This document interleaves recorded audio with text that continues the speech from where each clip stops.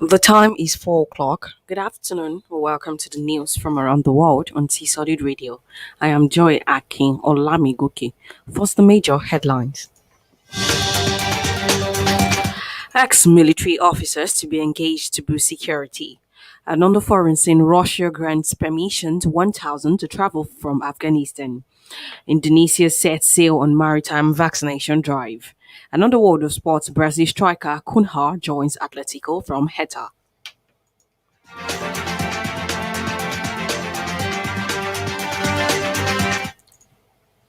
And moving on to the news in details. The Revenue Mobilization Allocation and Fiscal Commission (RMAFC) has said that the review of the revenue allocation formula will be ready for presentation to President Muhammadu Buhari by the end of 2021. The chairman of the commission, Mr. Elias Mbam, made this known while addressing newsmen in Abuja. Mbam said the review was one of the major responsibilities of the commission and was last done in 1992, which was 28 years old.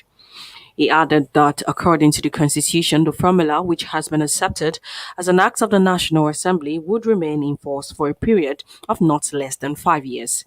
However, he said that several attempts by the Commission to review the formula had failed. The chairman noted that the process of sensitization to the review of the revenue allocation formula had begun, also explaining that the Commission had begun sensitization visits to states and local government as part of the review process. He stressed that the objective of the sensitization was to enlighten major stakeholders the need to fully participate, make relevant inputs, and submit memoranda to the process of the review.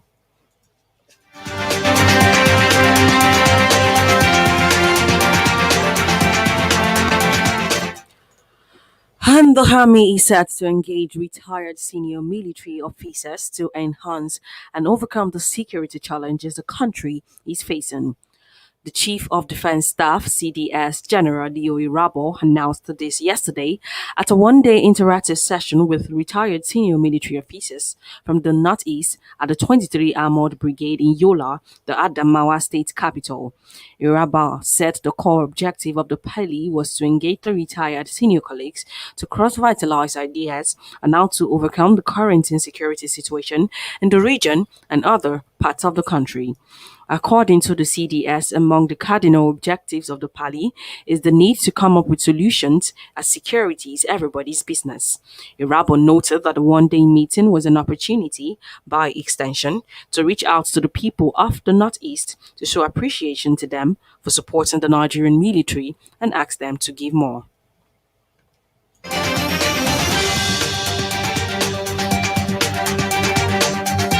And Mr. Femi Falana has asked the federal government to meet the demands of striking resident doctors in Nigeria. This is just as he clarified that the court did not grant the order of interim injunction, but directed both sides to suspend all forms of hostilities forthwith, pending the hearing and determination of motion on notice.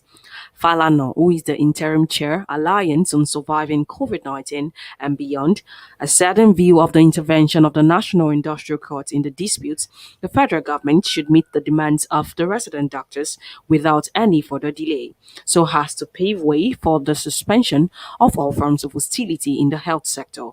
He also added that it is unfortunate to note that the federal government and state government will spend billions of naira to train medical personnel and other professionals, allowing them to troop out to serve other countries where conditions of service are qualitatively better than what obtained in Nigeria.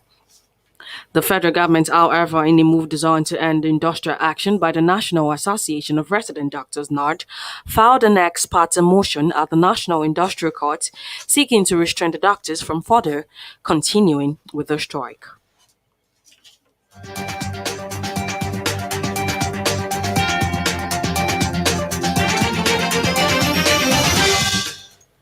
You are still listening to the news from around the world on C Solid Radio.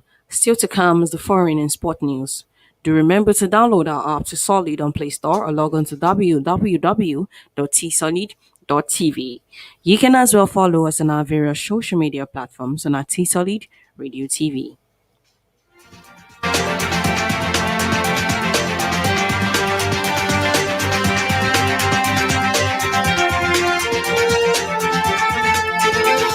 And moving on to the foreign scene, Russia has granted around 1,000 people permission to enter the country from Afghanistan after its rapid takeover by the Taliban. The number included those with Russian passports, people with permanent residence rights, and students of Russian universities. Meanwhile, the Russian Defense Ministry has announced that it has begun evacuating more than 500 people from Afghanistan, including citizens of Russia, Belarus, Kyrgyzstan, Tajikistan, Uzbekistan, and Ukraine. Yesterday, President Vladimir Putin said in a meeting of his ruling United Russia Party that the situation in Afghanistan was difficult and alarming, and that his government was keeping a close eye on this situation.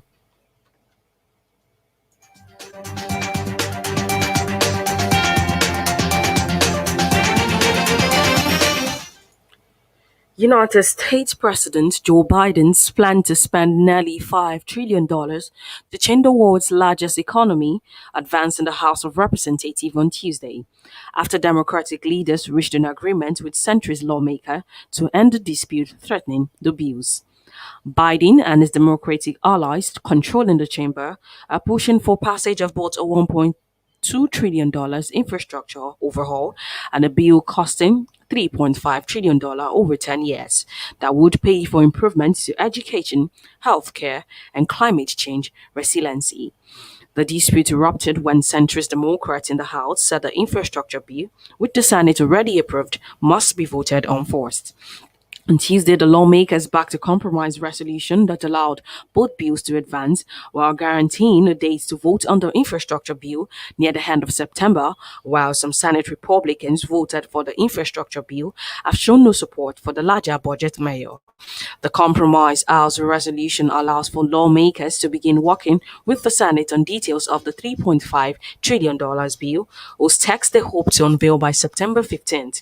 It also specifies that the House will vote on the infrastructure bill by September 27th.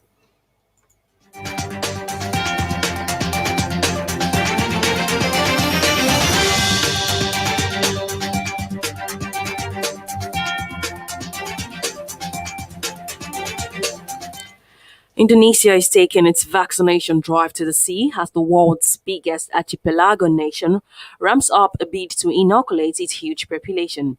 The Navy has deployed 60 boats and warships to scour thousands of kilometers of coastline in the hunt for unvaccinated fishermen, from watermost Sumatra to holiday island Bali and remote Papua.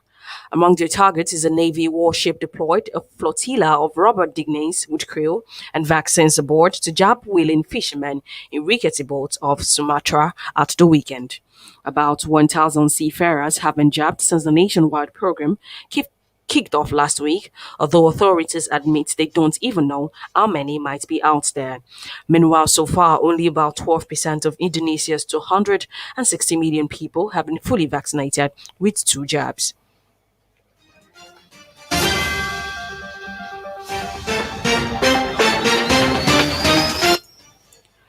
Japan today has moved to expand the virus state of emergency to 8 more regions, a day after the Paralympic opening ceremony, as rising infections put hospitals under pressure. The step comes with summer school holidays handing and top infection experts suggesting delaying the start of classes to reduce infection risk. Government spokesman Katsunobu Kato said a panel of experts had approved a plan to place 8 more regions under the emergency already in place in 13 areas, including Tokyo. The decision is expected to become official later in the day when Prime Minister Yoshihide Suga convenes a special meeting of ministers. The mayor largely limits the sale of alcohol by restaurants and bars and asks them to close early while urging the public to work from home and avoid non urgent outings.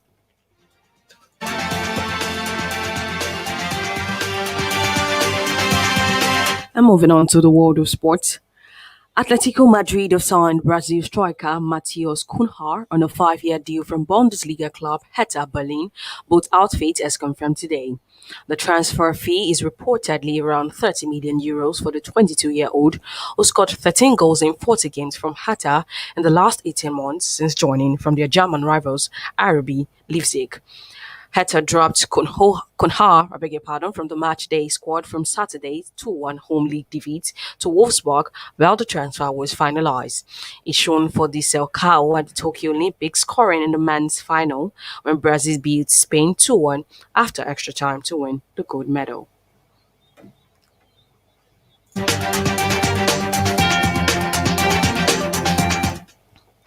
And finally, Nigeria's The Tigers began its AfroBasket 2021 with an 81-73 win loss over Mali today at the Kigali Arena in Rwanda.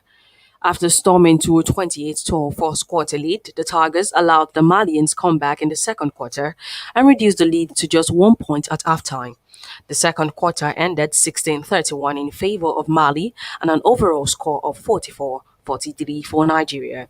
Coach Michael Brown, speaking after the game, appreciated the depth of Nigerian basketball team as the Kigali contingent consists majorly of players who were not in the Tokyo 2020 squad. Benjamin Emelogo led the scoring for the Tigers with 18 points, 8 rebounds, and 4 assists. With that, we've come to the end of the news, a recap of the major headlines. Ex-military officers to be engaged to boost security. An underworld Foreign, Russia grants permission to 1,000 to travel from Afghanistan. Indonesia sets sail on maritime vaccination drive. And on the world of sports, Brazil striker Cunha joins Atletico from Hatta. Ensure to go by all precautionary measures to stay safe from COVID-19 as recommended by the World Health Organization and the Nigerian Center for Disease Control. Do remember to download our app T-Solid on Play Store or log on to www.tsolid.tv. You can as well follow us on our various social media platforms on our T-Solid Radio TV.